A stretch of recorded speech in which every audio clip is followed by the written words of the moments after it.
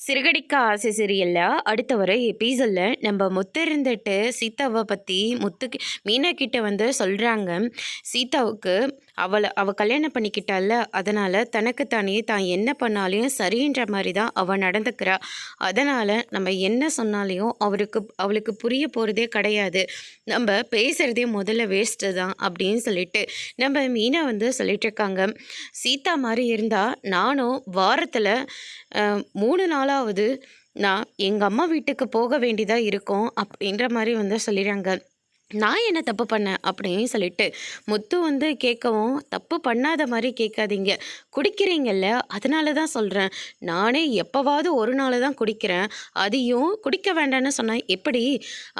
சரி நான் குடிக்குவேன், நீ வீட்டை விட்டு வெளியே போ அப்படின்னு சொல்லிட்டு மீனாவோட பேகலை தூக்கி வைக்கிறாங்க. உடனே மீனா வந்து பயங்கரமாக ஷாக் ஆகுறாங்க. அண்ணாமலை இருந்துட்டு என்ன சண்டாங்க? சண்டைலாம் இல்லைப்பா, சும்மா பேசிக்கிட்டு இருக்கோம் அப்படின்ற மாதிரி வந்து சொல்லிடுறாங்க.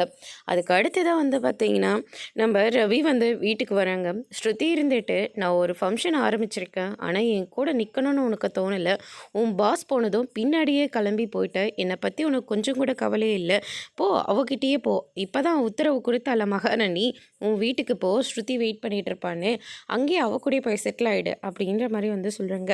என்னை பேச உனக்கு டைம் கொஞ்சம் கூட அப்படின்னு சொல்லிட்டு கேட்கவும், நீ என்ன எது வேணாலும் சொல்லிக்கோ, ஆனால் பொய்யை மட்டும் சொல்லாது, நீ பேசவே பேசாத அப்படின்னு சொல்லிட்டு ரவி கிட்ட பயங்கரமாக சண்டை போடுறாங்க.